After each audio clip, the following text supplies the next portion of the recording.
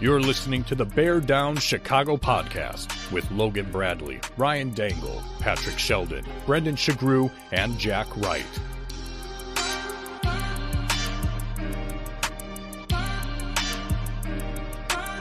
The Bear Down Chicago podcast. Yeah, we're that Bears podcast. All right, folks, welcome into another edition of the Bear Down Chicago podcast. I am your host, Ryan Dangle. Now, if you want to find me on Twitter, it's at Ryan Dangle. That's Dengel. So it's Monday at 2 o'clock. So this is a little bit different, a little bit crazy. Brendan Shagrew, the assistant editor of Bears Wire, should be joining us a little bit later. But I'm not flying solo. I've got the newest co-host with me, and I am so excited to bring this guy on, bring him in here on the stage. It's Cam Ellis. Cam, I can't say welcome to the show because you're now part of the show, but welcome to the crew. Hey man, it works for me. I'm excited to be here. I was a little nervous coming into this because I was like, when you're a guest, you can just say whatever you want, and the hosts are just like, yeah, okay, good point, like, good idea. But like being on being part of the crew, like I feel like my dumb ideas are gonna be like called out a little more fervently than they were when I was just the host. Hardly. So Cam, I mean, we've said it before. Every time you came on the show, we laughed a lot. And we always just were like, damn, Cam makes really great points while simultaneously being sarcastic and amazing and funny. And so no pressure, but that's kind of why you're here. So, so welcome. Okay. Yeah, no, I was gonna say I am happy to just give some points with a little snark on the end, and hopefully that will cover up for any lack of real football knowledge that I do or don't have. So Cam, let me ask this, dude. I know you've been NBC Sports Chicago. You're working for an ABC affiliate in Denver. Fill our listeners into where you at right now, aside from being one of our co-hosts. What's going on with life? What are you doing? So I am a NFL staff writer for fanside.com. There I just literally write about any single thing that has happened in the NFL at any given moment. Like today it was, earlier it was players on the Rams who might not be back. And then after that, it was Stephen A. Smith crushing the Cowboys. So it sort of runs the gamut of NFL content. But it's awesome to be, I was sitting there watching the games yesterday and I was like, oh yeah, I'm on the clock right now. Like one, I should do some work. And two, it's nice it's a really privileged experience to be able to get paid to watch football games on Sunday from your couch and just write 500 words about it at a time and that's our job. So it's a really cool experience. I'm enjoying it so far. I missed writing about football when I wasn't doing it. And so I'm stoked to use a Denver word here. I'm stoked to be doing it again. Oh, that's awesome. So so far I'm 1 for 3 picking playoff teams to win. Nice. What have you thought so far? Maybe something that stood out to you, something that surprised you. Any thoughts on the playoffs thus far? I really thought that the Lions were going to lose. I just, for whatever reason, 5 years in Chicago sort of conditioned me to assume that the Lions were going to lose that game. It felt very, it felt like it was written in stone. It was of course the Lions are going to lose. A home playoff game against Matt Stafford. That's the Detroit Lions heartbreak in a T. So it was cool to see them win. I don't care about the Bears enough to not root for the NFC North.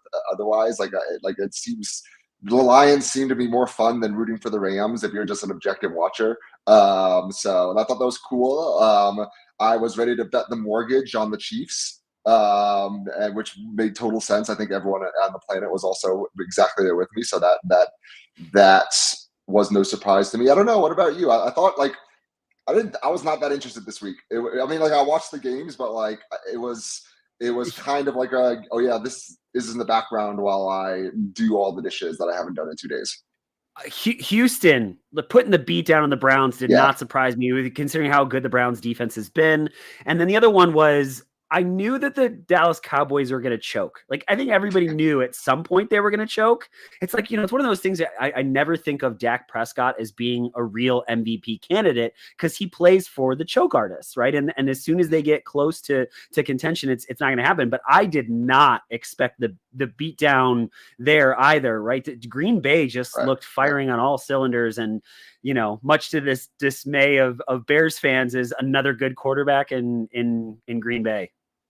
Yeah, no, I feel for Bears fans this weekend, because somehow the Bears fans will always find a reason to make the moment in time about them. But like this weekend really, really kind of but I understood it a little more watching the Packers all of a sudden look like maybe the best team in the NFC, and the Lions all of a sudden look like a team that deserve to host a second home playoff game. Like for the NFC North being kind of mad the rest of this whole year. I remember this entire year everyone being like, oh, it's the NFC North, so it's crazy.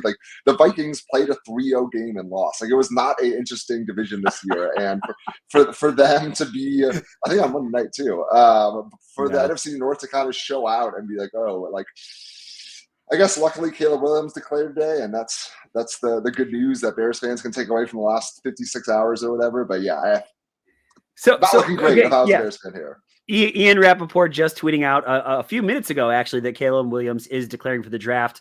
A lot of people are thinking, why did he have to wait until the last possible second? So Cam, because it's been a while since we've talked, right? The Justin Fields, keeping him and acquiring more draft capital versus the draft Caleb Williams and stick at 1 and 9. Where do you kind of sit on that debate? It's two thoughts. My first thought is, and I feel like this is going to be a little crazy, so hold on with me.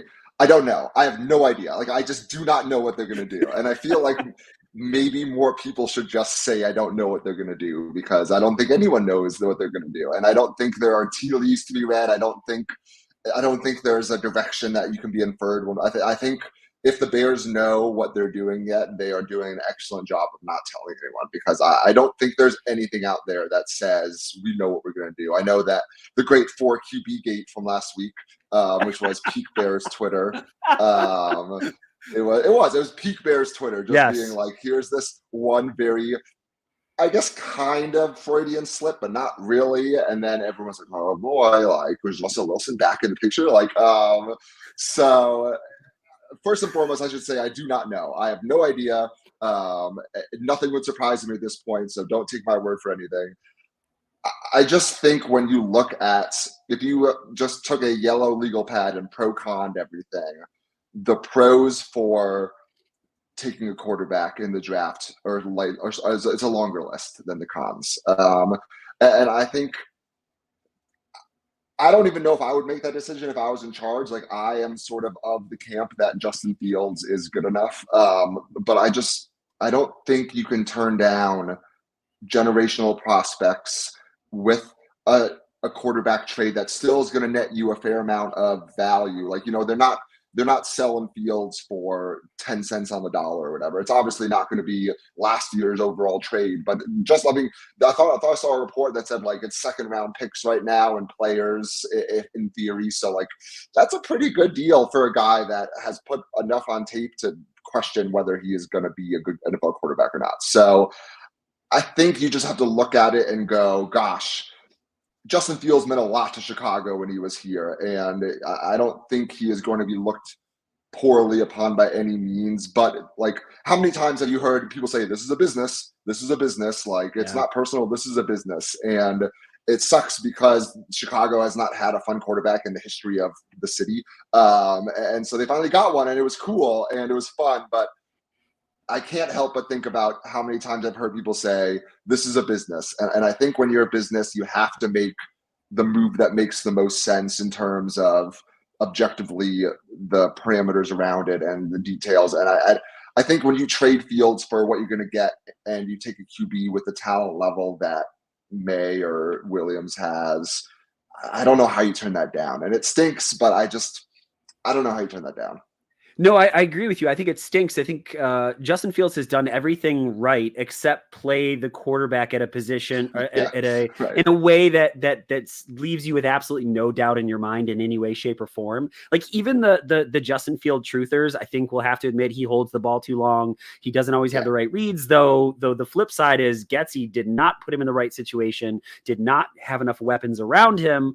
But then we talk contract, Cam. I think that's something that you're kind of hitting on that I'm really thinking about too, is you bring Caleb Williams and you restart that contract. Though the flip side of that, though, is if you do trade down and acquire more draft capital, now you're looking at your number 1/number 2 receiver, probably, Marvin Harrison Jr., whoever it might be, right? On a rookie deal, maybe a left tackle on a rookie deal, right? So I think there is a financial benefit to either direction, but I think your first point, which is spot on, we don't know. None of us knows. And anyone that says that they know, like they're not being truthful in that whole thing.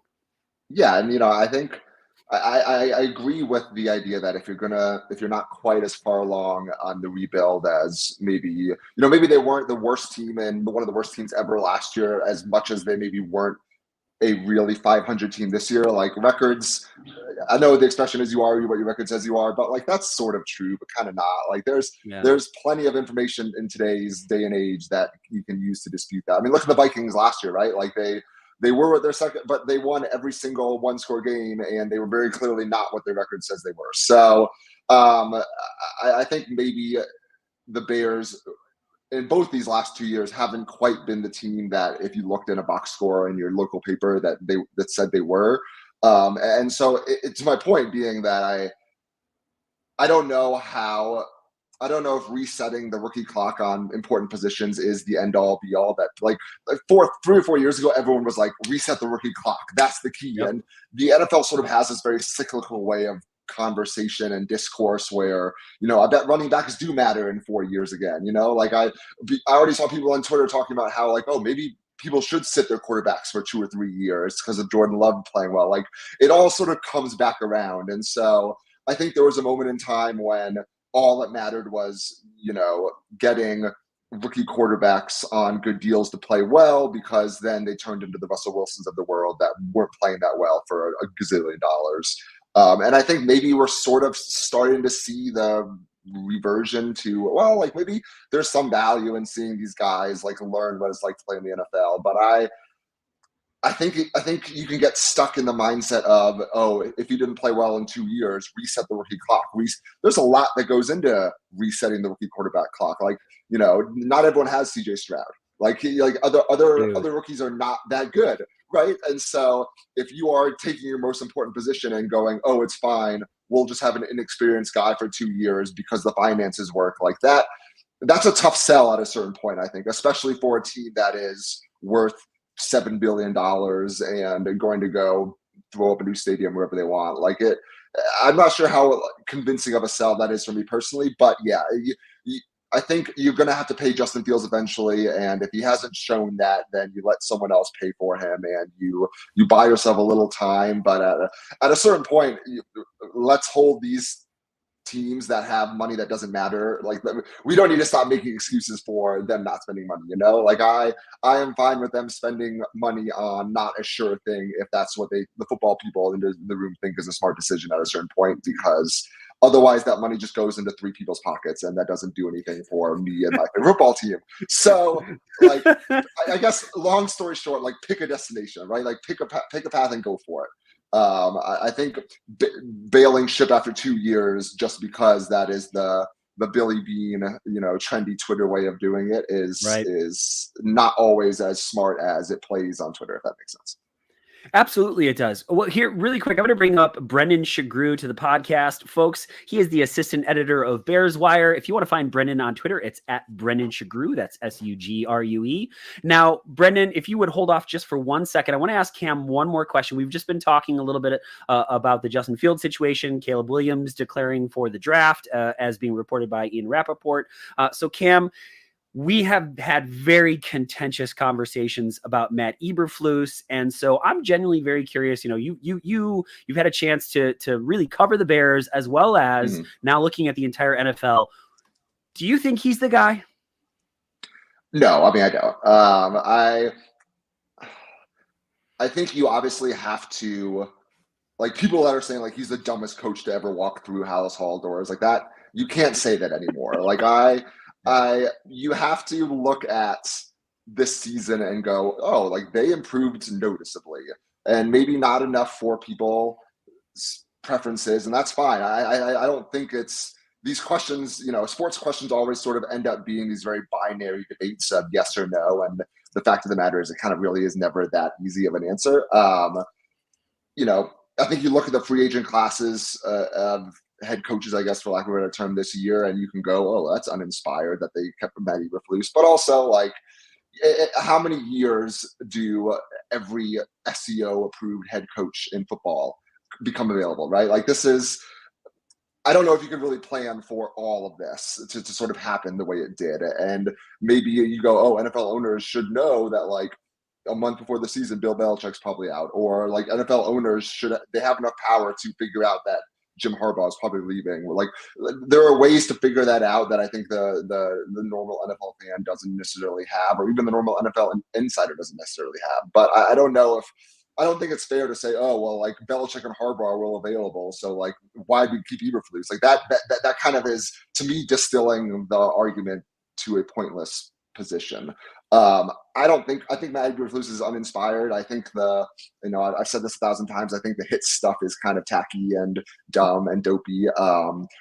But you can't argue with these players coming out here and talking about how he is not this dope that everyone says he is, and that he's a good guy and they've made progress. So I think you'd be doing a disservice to not listen to what the guys in the locker room are saying, because they're the ones that are like actively affected by the coaches. I know Bears fans want to say that they are, but like the players are the ones actively like losing salary or losing positions or losing jobs based on this guy as a coach. So I think those are the guys you have to listen to first and foremost. Yeah.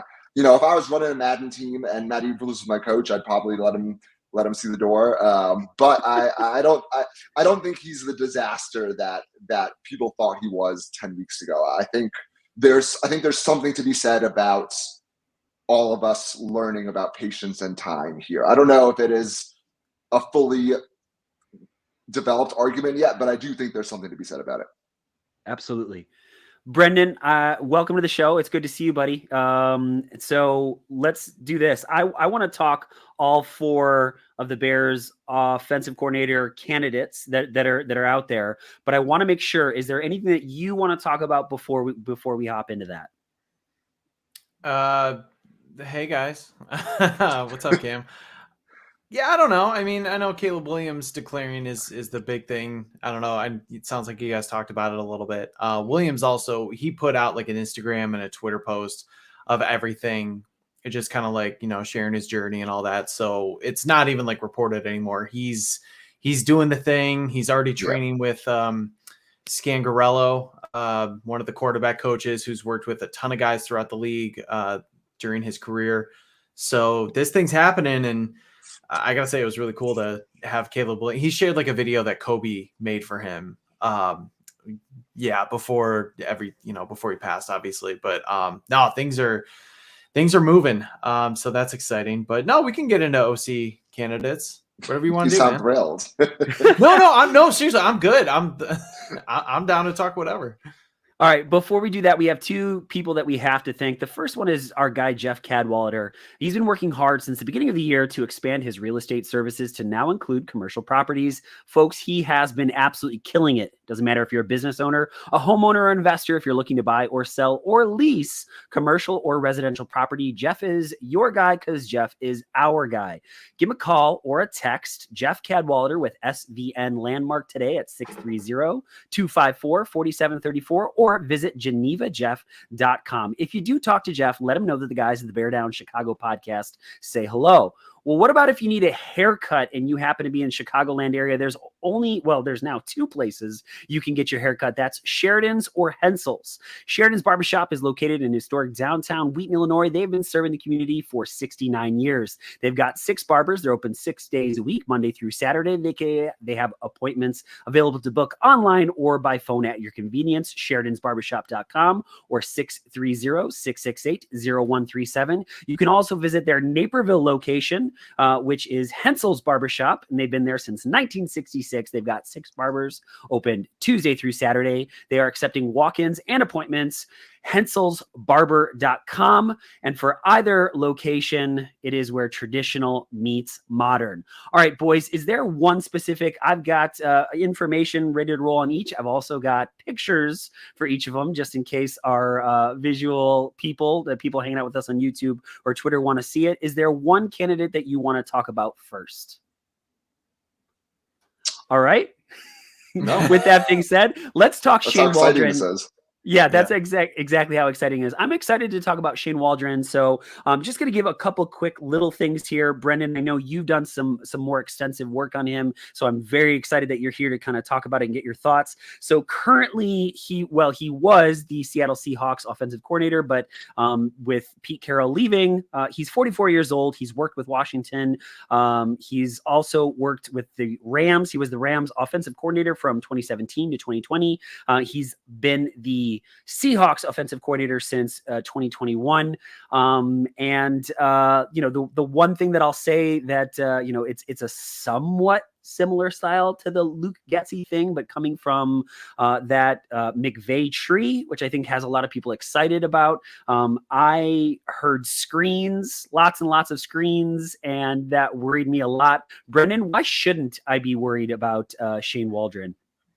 Well, first of all, screens are not a bad thing because every team runs them, especially with the personnel that if they have the personnel needed to do them correctly. It's just the situation that you call a screen in, or if you call 4 of them in a row, which Luke Getsy has literally done. That's the issue there. So don't be afraid, but don't be afraid of screens. I don't have my iPads up here. Damn it. Jack's son made a comment. He's like, do the screens bit again. I'm like, no. But the thing that excites me most about Shane Waldron isn't necessarily his, I guess, style, which you'll see a common theme for all of these candidates, really, maybe except Greg Olsen because he's been everywhere. But a lot of these guys are from the Shanahan-McVay tree. So the offense that they would run is kind of similar to what Luke Getsy would do or did. But with Shane Waldron, he's worked with a ton of different quarterbacks. And that means if the Bears were to hire him, I feel good about the versatility. Whether they choose somebody like Caleb Williams, Drake May, stick with Justin Fields, or maybe just go with a wild card option. Because when he was with the Rams, he was working as the quarterback's coach in 2018 for Jared Goff's best season up until now, probably. Kind of regressed a little bit in 2019 to 2020 when he became the passing game coordinator. Then he goes to Seattle in 2021, works with Russell Wilson. Wilson gets hurt, but still has a decent year. He threw for 25 touchdowns, over 3,000 yards, very minimal interceptions too. So it wasn't like a disaster. Then he takes Geno Smith. They didn't know he was going to be the starter, turns him into a reclamation project. He has a career year as well. And so when you think about those different types of quarterbacks, Jared Goff, pocket passer, traditional guy, doesn't move around a lot.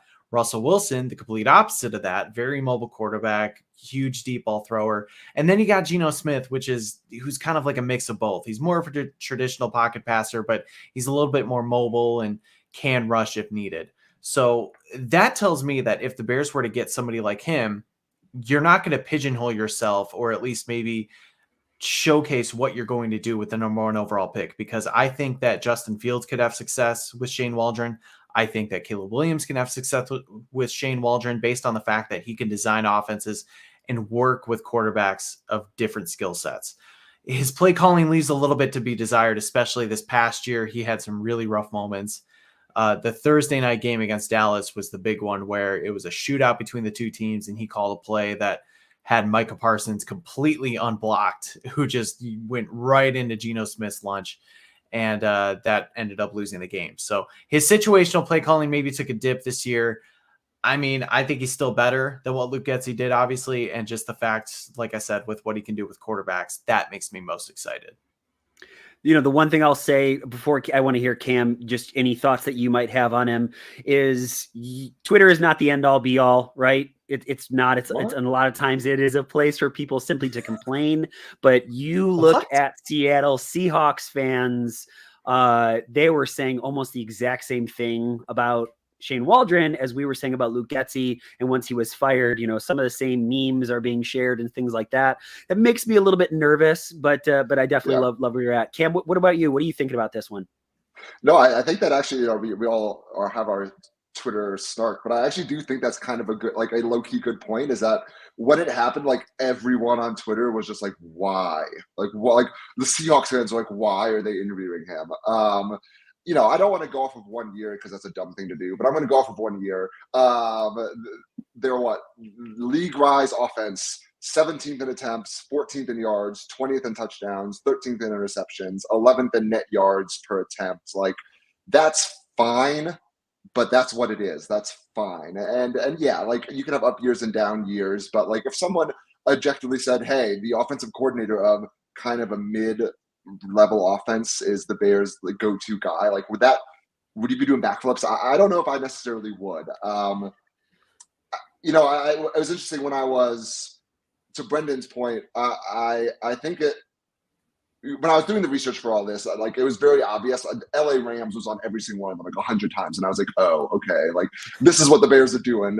And there's 49ers on there, there's some Broncos on there. Like the Bears are not being subtle about what they want. Like there's very clearly this idea, and I just hope, like Brendan said, that I think we're sort of seeing a little bit of a move away from, the system is what makes the success, right? Like we'll just go like Luke Getsy could not plug his system successfully into the Bears offense and have it work. Matt Nagy, as we well know, his system wasn't this amazing thing that was adaptable by anyone, and anyone could do it. All you needed to do was just, step in the right place and throw to the right spot, and you would be humming. Like, that's not how that works. And so, I always think back to Baltimore about how they just did not have an offense that made sense for so long, even with Lamar Jackson, and they kind of sputtered. And then John Harbaugh was like, well, I'm going to change because my best asset is this quarterback, and I am going to do what he does best. And so I just hope that the Bears don't go, oh, Sean McVay had a good offense. Like, he knows Kyle Shanahan, and Kyle Shanahan was the son of Mike Shanahan. Like, that sounds good to me, so let's just do that. Like, I hope whoever they bring in, like, you look at LaFleur now, I guess, smarter people than me will say, hey, this is not really LaFleur's system. This is a kind of LaFleur doing what he kind of wants to do, but knowing that Jordan Love does this well, or whatever it is. So I just hope the Bears go, we respect that this guy learned under this really sharp offensive mind, but if you come in here and just say, hey, we're going to put X player in X spot and it's going to work because that's how I drew it up, that doesn't seem to really work.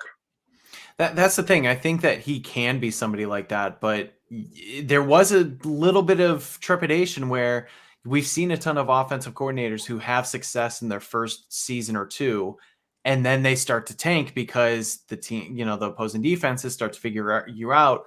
It reminds me a lot of Mark Trestman, just in the sense of that, like his offense was phenomenal, and then everybody caught on and he couldn't adjust. I don't know if that's the case for Shane Waldron, because, Seahawks did have a ton of injuries this year too. You have to take that into account. But it's some of the stats, I know, Cam, you rattled a ton off. They're very hit or miss because, he was top like 12 or 10 in DVOA for many of those years, but then his scoring offense was shit. They were behind the Bears in scoring offense this year. So if you just looked at that stat, alone, you would say, well, that's not really an upgrade. But you also have to remember, with Matt Eberflus staying and sort of the crop of offensive coordinators out there, I think we talked about this last week, you're not going to get the top of the top guys. You're just not. You want to get an upgrade. This is the bed you made. You kept the coach. You fired the entire offensive staff minus two guys, basically. And now you're saying, okay, we need another guy here to get the most out of either Caleb Williams or Justin Fields or whoever. But knowing that the pressure is on the head coach and this team needs to make even more progress than they did this next year, you're going to be limited. So you kind of have to take what you can get, unfortunately. Do you think that, like, what do you think is the stronger what do you think is the stronger force in these interviews? The fact that you are going to go get first overall pick and sort of a clean slate, and from what it sounds like, probably have more say than other OCs, or you go, hey, look, like these guys are attached to Eberflus. I'm not sold on Eberflus. Like I'm not going to go sit on the sinking ship for the last 2 seasons of this. Like I'm because there are a lot of extra good perks of this job that wouldn't normally exist, right? Like this is just another OC job somewhere, where there's a quarterback who's like, there are opportunities here that don't always exist, but the structure around the Bears the vibes aren't good, I guess, for lack of a better term, around like the 30,000 foot structure of how the team is run, where it looks like power is flowing to and from. So I'm curious if overall the job has enough perks to sort of move past the structural issues that are going to continue on regardless of who is OC, or if the smart OCs are going, no, like I'm going to go to Atlanta for a year and then I'll get a new job from there, or whatever it is, so to speak. Mm-hmm.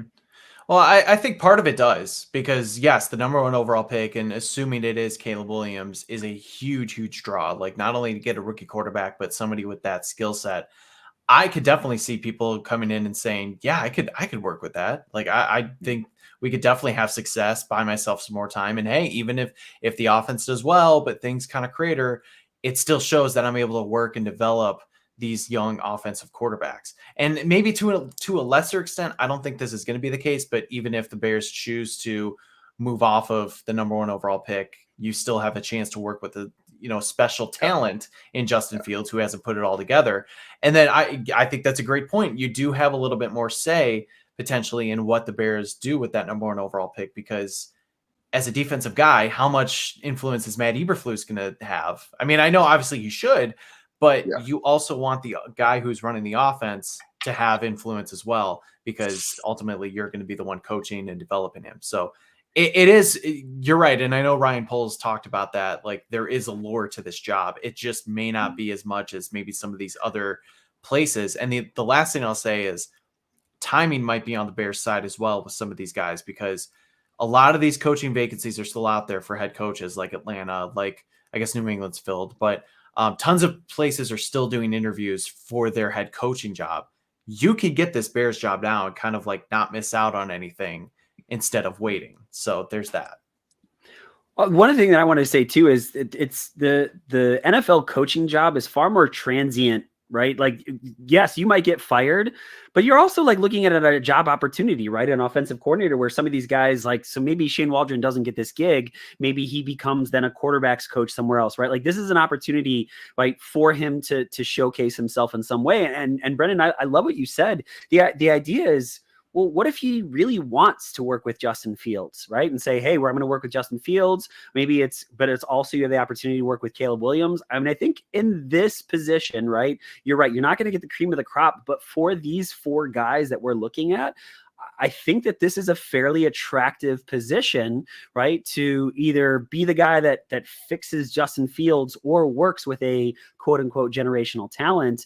And I mean, if I'm them, I'm excited.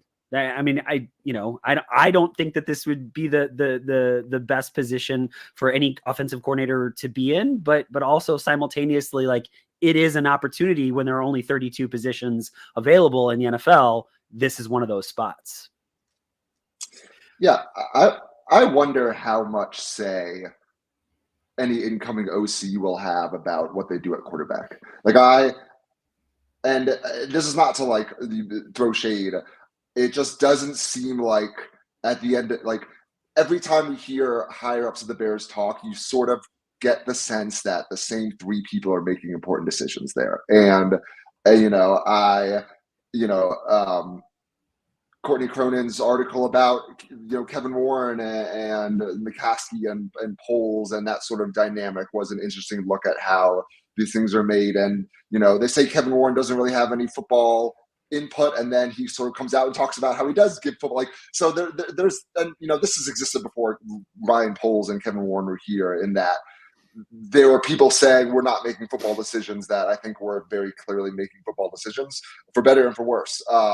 And so I do wonder, I do wonder if the Bears don't view the OC position as someone with enough authority to make that sort of level decision in terms of franchise quarterback. And they go, hey, you're going to get Justin Fields, who has plenty of potential, or you're going to get the first overall pick, who is a, once in a decade generational prospect. Like, be happy with either one of them, but you don't really get to say who's who. And so that's the one thing I wonder, is that if OCs are being told whether or not, hey, you're just going to get the guy you get, and let's see how you do with that. Well, no, I think they're going to have. So I don't think they're going to be the deciding factor. Obviously, they right. shouldn't be.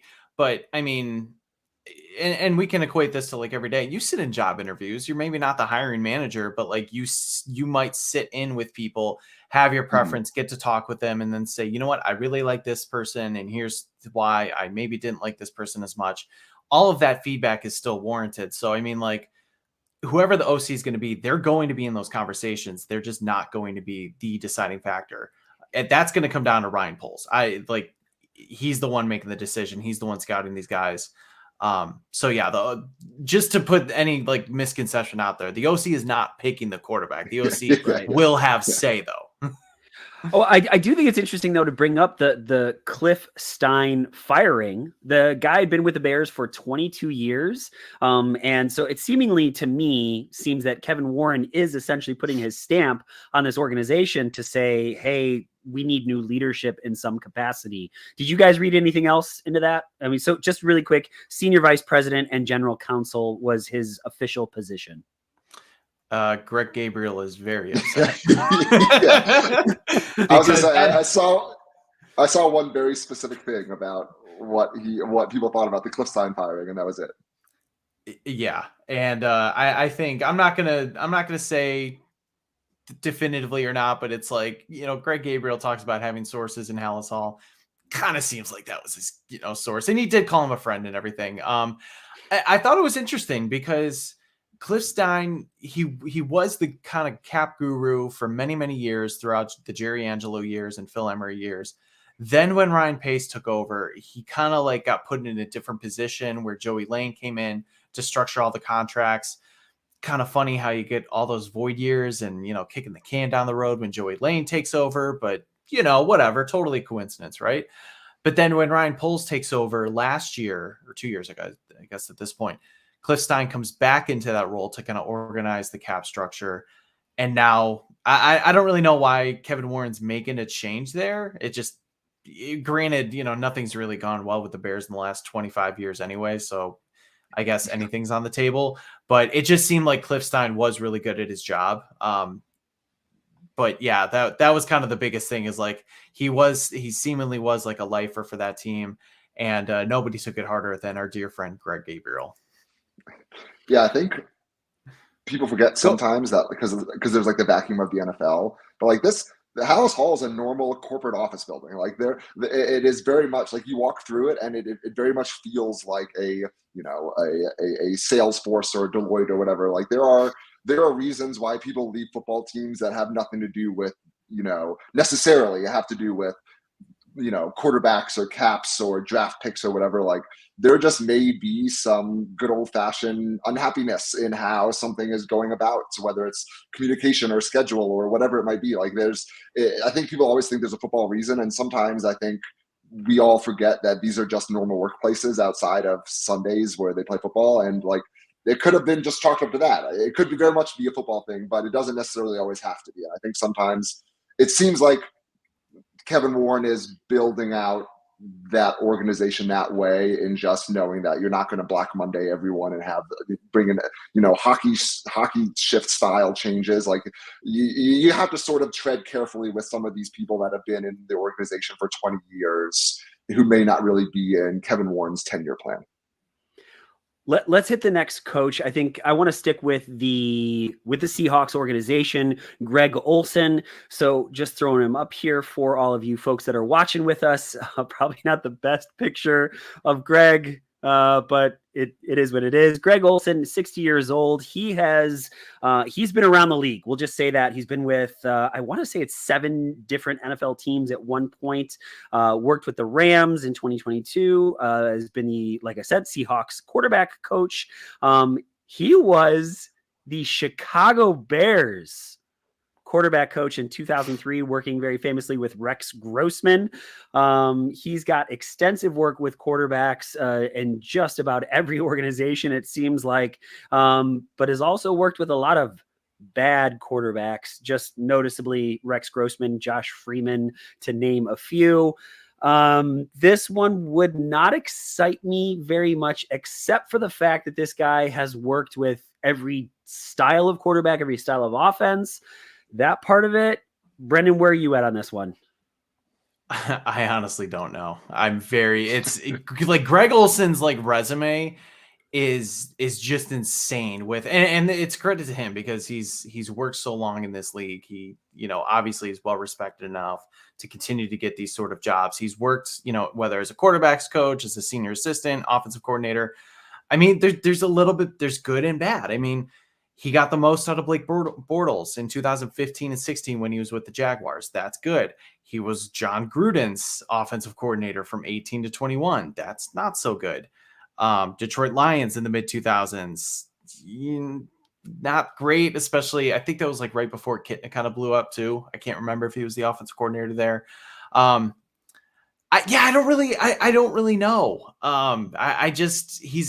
He's been everywhere. I feel like he's had like some success, but he's also, this would be just like the most middle Bears hire of all time. I feel like I wouldn't be like absolutely floored by, like, I wouldn't be mad by it. I wouldn't like say like this is the worst hire ever, but I'd be like, this feels like a very Bearsy thing to do. Just get somebody who's been around the league forever to have him run the offense. Cam, what about you? Yeah. It screams John DeFilippo to me. Like that is what Okay. like just a guy who is, he's getting to 50, if not over 50 or around it, who's just sort of been a QB coach his entire career. And there's, like Brendan said, like there's nothing wrong with that, so to speak. But yeah, it's just like this, I don't know. Like if there's this much apathy, is it really that good of a hire? And maybe that's a stupid question, but like it just seems like the Bears can be a little more aspirational, I guess. Like that, if you are trying to sell a jaded fan base on this being how you break out of the cycle, right? Like we're breaking out of this terrible cycle, and we're re-energizing our fan base, and we're trying things differently, and we're committing to this exciting team we have that's shown progress, and we're making the right steps. Like I just don't know if this is the hire you make. I'm sure it'd be fine because the guy is, if you're not good enough to coach in the NFL, you don't stick around for very long. More often than not. Sometimes you do, and sometimes you go work at Fox, but more often than not, you find yourself, the league chews people out pretty quick. And so I think that there's room to say that it's not exciting, even if he is a qualified candidate, which he is by all accounts a qualified candidate. But don't you just want to try something with a little more energy or excitement? Yes. And none of these are really terrific. Like we're talking about being a hiring manager. Like I would not be a good football hiring manager because I'm just talking about like how the fans will be energized by it. And that is not really at the end of the day a great reason to make a decision. But it just when it feels like this, you just can't sort of avoid it feeling like this. And even in a group of sort of like we were talking about earlier, the Bears are probably only getting B-rated candidates for the most part because of all the other stuff that's happening around them. This is the least exciting of a B-rate candidate. And I think Agreed. If you're settling for the least exciting B-rate candidate, you could probably try something different. Yeah, I'm trying to think of who he reminds me of, like just like a different coordinator or coach who's just bounced, not even like looks. He's staring into my soul. But like somebody like Greg Williams, who's just been everywhere, who just kind of hangs around for a little bit, has a little bit of success, also has his style of football that isn't for everyone, and then just kind of gets kicked around and goes somewhere else. It's very, Cam said we're shooting, or the expectation is we get these B-level coordinators. This is a firmly C-level hire if they were to do it. It would be a very Bears thing to do. Let's move on, boys. I do want to talk about Clint Kubiak. Of the four, this guy excites me the most. And I'll tell you guys why just a little bit, just quick logistical stuff. So currently he is the 49ers passing game coordinator / specialist. He was the Minnesota Vikings offensive coordinator in 2021. He's 36 years old. He is the son of Gary Kubiak. He worked for Denver under Nathaniel Hackett. So there's that. But he has called plays for both the Vikings and the Broncos. I think the thing that I'm most interested about him is working with a guy, an experienced veteran like Kirk Cousins, who Kirk had a pretty good year. And then also, especially working with Brock Purdy, who for a little bit of time, right, was talked about as an MVP candidate. Obviously not calling all of those plays. I mean, it's under Shanahan, but getting a chance to work with a very young quarterback, an experienced quarterback, and then the opposite, and both of them having good years. I think I'm not overly excited, but this is the most excited of the four. Brandon, where are you at? So for ranking them, I have them just under Waldron, just because I think there's a little bit variance with, he's had some decent highs or, things that have gone well, and then it's just some terrible stops as well, but he's still young. The Vikings offense in 2021, I was trying to remember and kind of look back at it. The offense wasn't bad. They were kind of in that I think it was 12th to 14th range. They also were loaded with playmakers. That was Justin Jefferson's second season. Kirk Cousins went off. Dalvin Cook was still running pretty efficiently. Adam Thielen was catching a ton of touchdowns. So he was able to make that work. He was just with a bad a bad coach, I guess, with Mike Zimmer, because he was on his way out and they didn't meet expectations. The Broncos stench is tough. And it's tough to say how much of it, the offense itself was just overall bad, but how much was that Hackett? How much was that Clint Kubiak? It seems like a mix. So the fact he was able to rebound with the 49ers, granted, who wouldn't, because the 49ers are just that perfect team right now. So I'm really interested in kind of looking at that 2021 Vikings seasons a little bit more, because of the fact he was calling plays, and it was a little bit different with being a lame duck head coach with Mike Zimmer. I think he gets a little bit more love because of his name. Being a Kubiak definitely helps. But I think he's still somebody who's on the rise and on the up and up. And I think he's going to do a better job in his next stop as an offensive coordinator. So definitely wouldn't be mad about it. But I think Waldron is a bit higher up with just, the amount of success he's had as an offensive coordinator. And he's had a little bit fewer lows, I guess, than Kubiak. Cam? Yeah,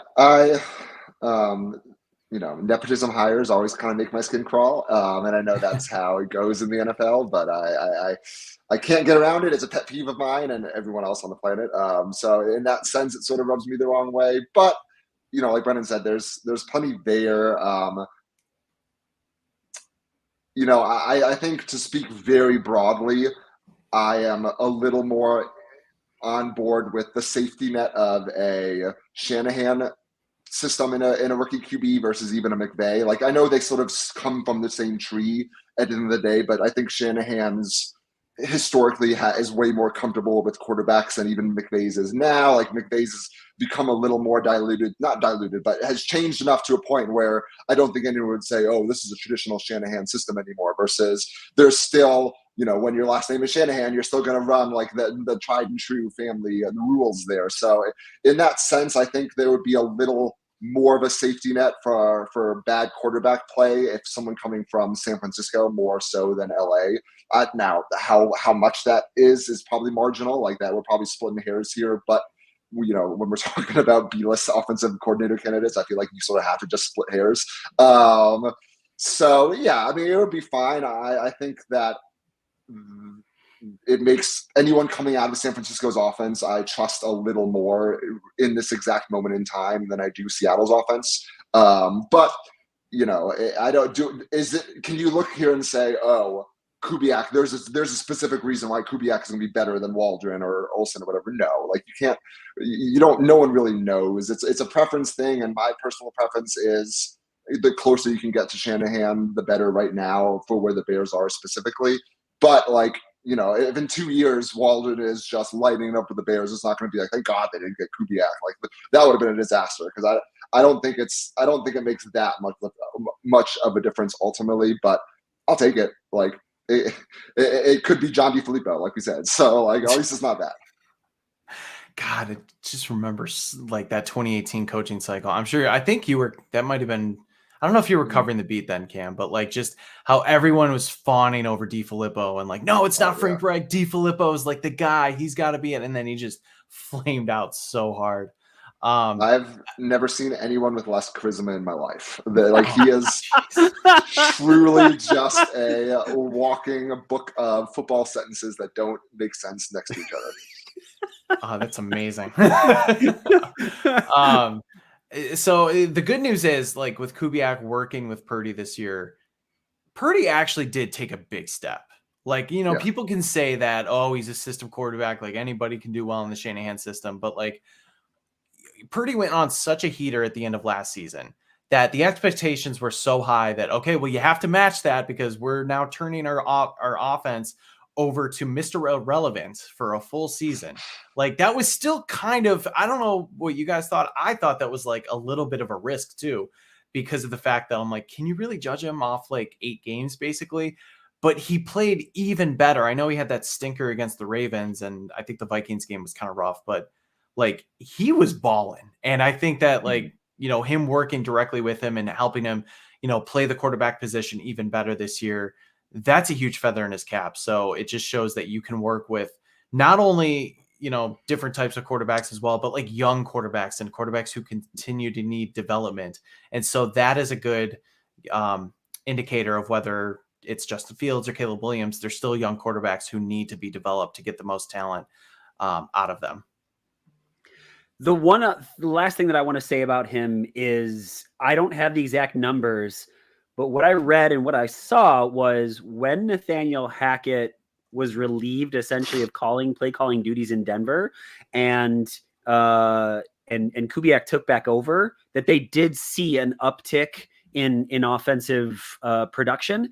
Now, I do know that tends to happen just about in every situation, right? You fire an offensive coordinator, somebody new coming in is, just look at what happened in Buffalo, right? With Sean Dorsey leaving, right? Ken Dorsey leaving, right? Like that immediately Buffalo's offense just kind of comes to light. But I do, I think that there is something about this guy that has me, again, of the 4 candidates, has me the most excited. Anything else, boys? Otherwise, it's time to go to the last guy. Nope. All right. So this one, if I'm ranking 4, so for me, it's Kubiak, it's Waldron, and then it's this guy, Liam Cohen, and then Greg Olsen is the last. So Liam Cohen is the University of Kentucky offensive coordinator and quarterbacks coach. He's 38 years old. He was the offensive coordinator for the Los Angeles Rams in 2022. This has nothing to do with anything, but I just thought it was interesting. He's a former roommate of one-time Bears wide receiver Victor Cruz. So just there you go. Maybe he taught him how to dance. I don't know. He looks Bears like Arthur Smith's son. Yeah, there you go. So he did 2 stints with the Rams. So he's under the McVay tree. He didn't call plays, which has me a little bit nervous, though he did call them for the University of Kentucky.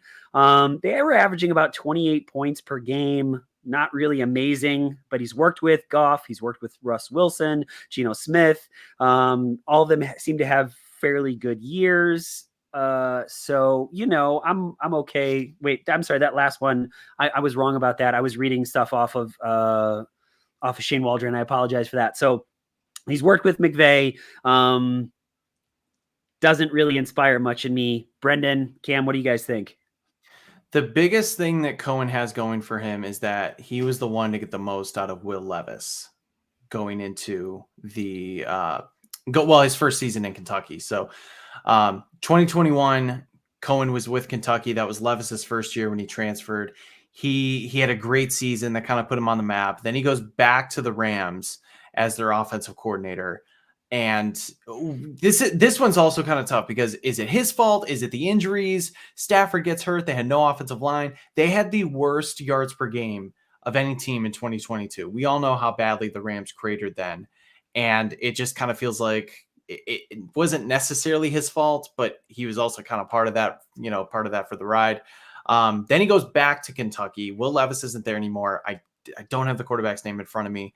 He had a decent season in his first year as a starter. Kentucky didn't do as well as they did back in 2021 when Cohen was there initially.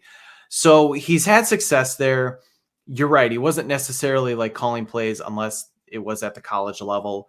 And I don't know. I'm a little leery about putting a college offensive coordinator into the NFL, especially for his first year or first main year calling plays, I guess. I know he's been, working with McVay and everything. He could put in his resume that he helped develop Will Levis for that 1 year. Would have been nice to kind of see him do it a second year before he went into the draft. But he's a distant third for me. I still think Kubiak and Waldron should be ahead of him. There's a little too much uncertainty. Sounds like the Bears really like him though. So maybe he's at the top of their list. I wouldn't be mad about it, but I'm just a little nervous, I guess, if that makes sense, just with like the collegiate, how well that's going to translate over to the NFL. Yeah, I agree. Like, I think there's plenty of fair skepticism about college coaching and pros and vice versa. I think you want someone who is a little more seasoned, and it just like in its own vacuum, it's kind of weird that he just bounced from Kentucky to LA back and forth for like 5 years. I'm not saying anything like nefarious about it, but it's just, I feel like even looking at most people's resumes, you don't see just like back and forth and back and forth and back and forth multiple times over a half decade. If we're gonna sort of put on our tinfoil hats, I think I'll say mine is that it's weird that he bounced back and forth a bunch of times. Like, I know that that's the nature of coaching, but there's something, if I'm being a conspiracy theorist here, there's something to be said about that pattern on a resume. Like that seems odd to me for whatever reason. But ultimately it's more of the same, where it's just sort of a guy that you think probably could have a high ceiling, and maybe as a dad that he is a trivia question at the end of the next 3 years, like, oh, when the Bears hired him. So I think I'm on the same page with you guys, where there are a couple more that I would prefer. I like the fact that, to be sort of a meathead here, that he's young, and like that I like my OCs to be young and be able to bond with young quarterbacks in a way that I don't think, certain OCs who are 55 years old maybe necessarily can. Like there are coaches. Yeah, there you go. This is the guy that's hanging out with the youths of the day. See, exactly. He looks way more like he would know what references Caleb Williams is. He actually kind of looks like a long lost brother of yours a little bit. A little. Yeah, I could see it. He was the one that got the beard genetics. I missed out on those. But like, if we're going to do things that don't really matter, I think one of them is the ability to relate to the players. And I think that is an important thing that sort of gets under discussed, is that you can be the smartest guy in the room, and if you are a huge jerk, no one's going to listen to you. And that's not to say that, Greg Olson's a jerk, but I think it doesn't hurt when, your quarterback's coach, your OC, can relate on a personal level to a young quarterback, especially one making the transition to the NFL. Like that, there are good things about that don't show up on, the all-22, so to speak. So in that sense, I think that his experience with young kids around Caleb Williams' age would be helpful. But like you said, there are Clinton Kubiak's 36, which is crazy, first of all, to even think about. And he has more experience. So it's not the end all be all, but if you're going to look at pros, I think having familiarity with the modern college player is not a bad thing. Yeah. And I guess it does help if you do get Caleb Williams, you have someone who has experience in both pro and college, and say, well, I can do this, I can adapt to this, and I can work with you specifically to make that better. So part of it, while it makes me nervous a little bit, on the other hand, if they choose to go that route, it does make me a little bit it makes me feel a little bit better knowing that somebody can kind of transition potentially, because you know how it is, like rookie quarterbacks come in, they're learning a pro style system, or, we know how Lincoln Riley's system is very, it's that spread offense. So somebody to kind of bridge the gap would be pretty ideal. The other thing I'll say is that Kentucky's offense, when he was there, I believe this is in 2021, they were like a top 45 offense. So in FBS, so that's not bad. That's not great, but it's kind of like, it's okay. Yeah, there were a couple times in which I was just kind of looking through their season. I know they had one game they scored 13 points, another game where they only scored 14 points. Seeing some of the criticisms from Kentucky fans was, hey, if we had scored a few more points, we would have been, we would have been in a better place. Not exactly something that I want to hear from my new Bears offensive coordinator. But again, we don't have top choice here. I don't know, boys. I just overall, I think we've kind of made our points known. Cam, was there one of the four that stood out to you more than the others? Stood out? No. I think I'm probably given the choice, probably Kubiak. But no, I mean, like, I think it sounds like a lazy cop-out, but like these guys are all kind of shades of each other. And I'm sure smarter people than me could go say, well, actually, he has his X receiver do this, and he has his, blocking schemes this way. And like, I can't tell you that sort of difference. But at the end of the day, these are all, there's an obvious mold. And I think it's the Bears are sort of tipping their cards here by showing with these candidates in terms of what they're looking for. And it gives you the ability to kind of forecast what you're going to get to an 80% degree. And it's fine. Like it's, like we said, it's the players are going to elevate this offense regardless of who's at the helm. And I know that's easier said than believed because of what Luke Getsy just did. But if Caleb Williams or Drake May comes in and is just a star, then the OC is going to be a star. And if Justin Fields progresses and becomes a top 10 QB in terms of the metrics that, people use for QBs nowadays, then the OC will be a star. And that's how that's going to be. I don't think anyone's going to come in and say the OC changed this offense, because I don't see any of those candidates changing the way the NFL is run because they got their hands on, the Bears offense. Brendan, Cam, anything that we missed that you want to talk about before we get to shout outs and get out of here? How about the Packers and Lions just, going to the divisional round? NFC North, baby. So the Bears, so the Bears now hold the distinction of the longest drought of a playoff victory in the entire NFC North. That didn't sit well with me. I was cheering. I literally was cheering for the Lions. I want the Lions to do well. I'll never cheer for the Packers, right? I'm just born and bred a Bears fan. It's impossible for me. But just Lion fans, especially thinking about our guys over the Roar of the Lions, just like they have suffered through. They're in the UK. So they're never been born into that, right? And they've been suffering for forever. And so to have them get a win was cool. But I'm excited to hopefully watch the Packers get steamrolled by the 49ers. Hopefully, because man, did they look good against the Cowboys. Cowboys just weren't prepared for that at all. At all. Yeah. That take the North quote is just. It is just, I think about it all the time, and it is, I don't even blame Poles for saying it. Like, I honestly don't. Like, everyone's like, oh, you should have said that. Like, no, of course he should have said that. Like, that's what you want your GM to come out and say. But like, boy, oh boy, is that aging in a very specific way. Yeah, but I mean, Cam, I watched, like, if you watch it back, and I give Ryan Poles a ton of credit because I think he's grown in his confidence so much. But when he said that, and he's just like, last thing, we're going to take the North and never get it back. Like, he's like, yeah, I believe what I'm saying. Yeah. Right? Do you guys? Like, it was very just, I don't know. Like, you could tell it just felt like in that moment, he felt like he was out over his skis. And I'm like, I just shouldn't have said that because it didn't even come out great, but he's gotten a lot better since then. There was definitely a note from the marketing head of the Bears being like, remember to say, take the North and never give it back at the end. And he was like, reading is like, oh shoot, I have to say this. Like, and we're gonna take the North and never give it back. And I think like he probably walked off the stage and was just like, he just sat with it and was like, I am going to regret that so hard.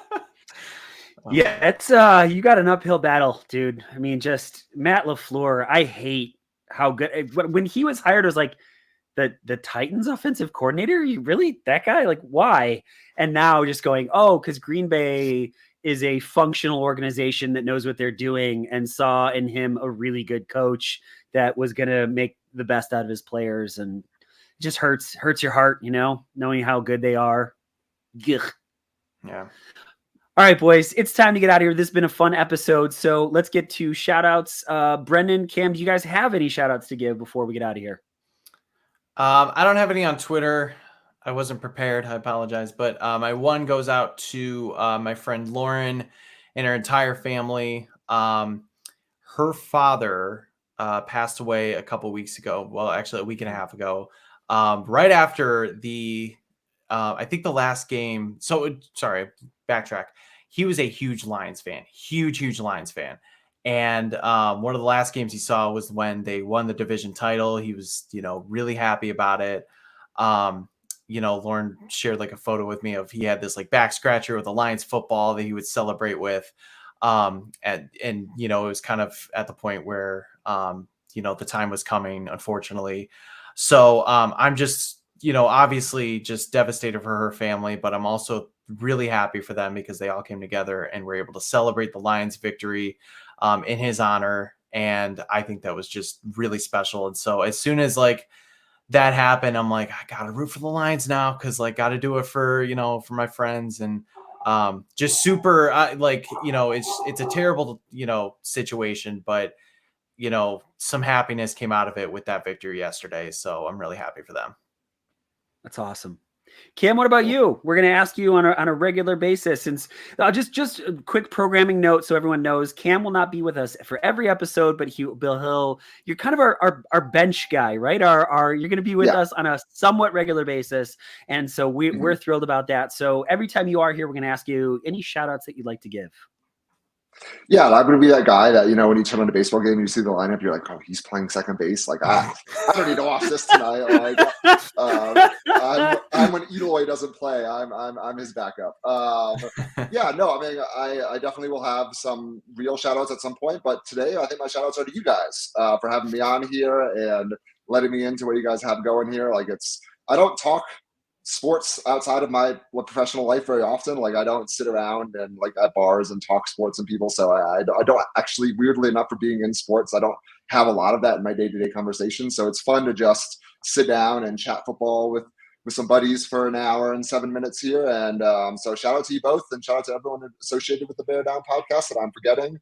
You guys have been nothing but great and hospitable, and I'm happy to be here, and I'm stoked to sort of see where this goes. That's awesome. Well, Cam, we are very, very excited to have you at the Bear Down Chicago podcast. I just want to do a quick one. Shout out to JJ Stankovitz, who is a mutual friend of ours. And just JJ's an absolutely wonderful guy. And he and I were just talking about how excited we are that you are going to be part of this whole thing. And so that's really cool. I want to give a shout out to Cam for joining the crew. So that part is awesome.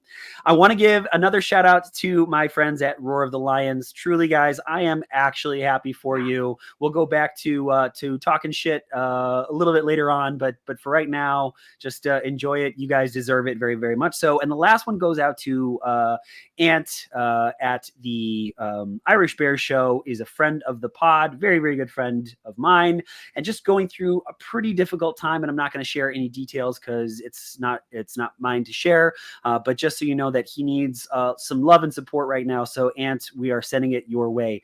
For all of us here at the Bear Down Chicago podcast, thank you so much. You can hit like, you can hit subscribe, you can share with a friend, anything, hit us with a 5-star review that can help to widen our audience. We would appreciate it greatly. We know you guys can get your Bears content anywhere, and you have chosen to hang out with us, and that does not get lost on us. We are very, very thankful for all of you.